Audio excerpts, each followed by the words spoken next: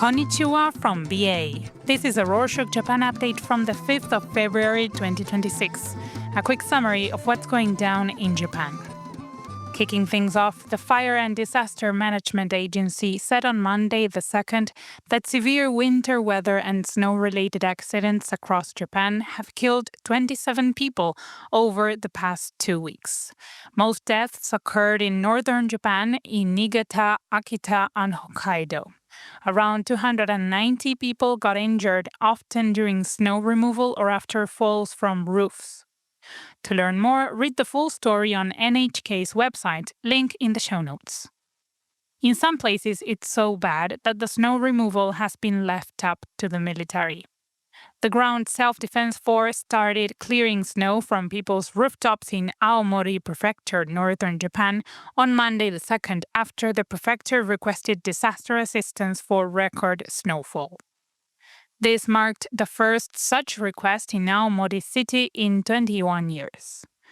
Snow depths reached 183 centimeters or 6 feet, and aside from deaths and injuries, many are worried that the heavy snow might make their houses collapse, especially for older residents living alone who are unable to shovel their own snow. The prefecture has implemented disaster relief measures in 21 municipalities. Some officials are also worried about whether people will be able to vote with the weather as bad as it is.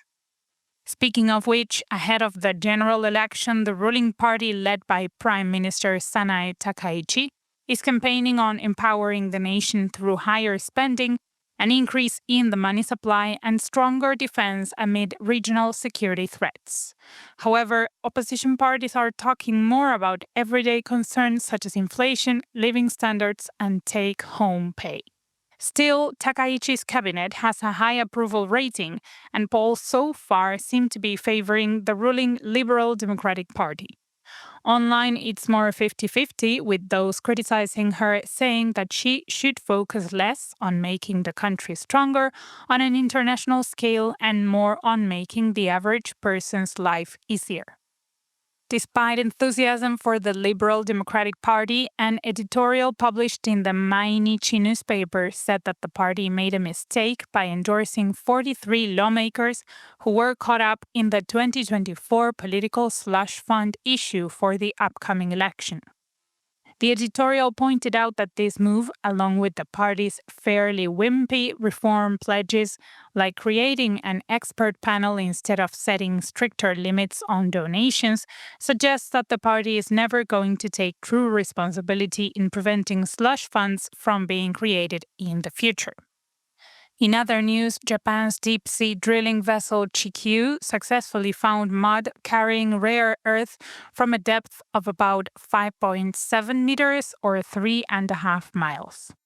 Chikyu drilled near Minami Torishima, an island about 1,100 miles or 1,800 kilometers southeast of Tokyo. The discovery of rare earth marked a major step towards securing a domestic supply of critical minerals that Japan normally imports from China.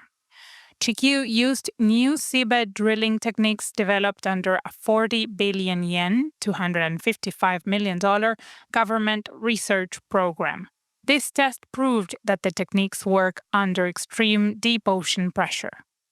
Japan plans a full-scale test in 2027 and a profitability assessment by 2028, as the area is estimated to contain around 16 million tons of rare earth resources crucial for technologies such as electric vehicles and LEDs.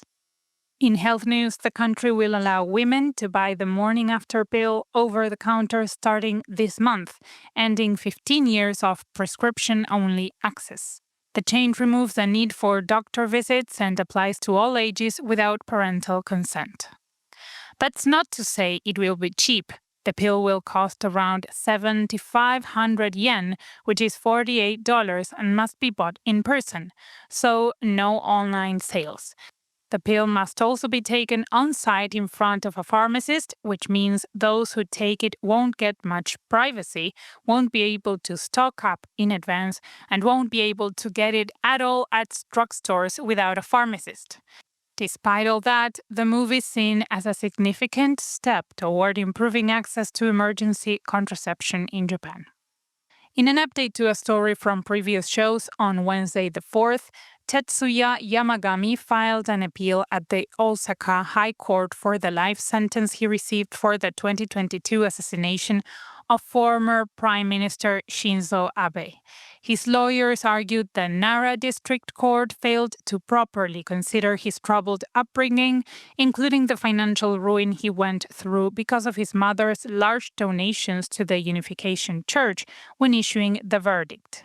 While the court acknowledged Yamagami's background, it ruled that he unjustifiably redirected his anger toward Abe.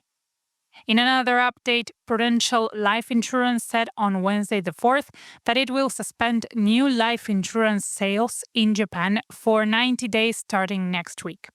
Recall that it came to light that more than 100 current and former employees defrauded about 500 customers of roughly 3 billion yen, which is $19 million.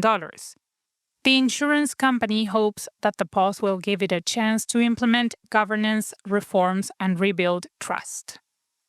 The Financial Services Agency has launched an investigation, and the former president has fully left the company. Prudential says flawed incentives and weak oversight caused the misconduct. It also said it will compensate victims, while existing policies and payouts will continue unaffected. In more business news, Taiwan Semiconductor Manufacturing Company told the Japanese government on Thursday the 5th that it plans to mass-produce cutting-edge 3-nanometer semiconductors at its second plant in Kumamoto.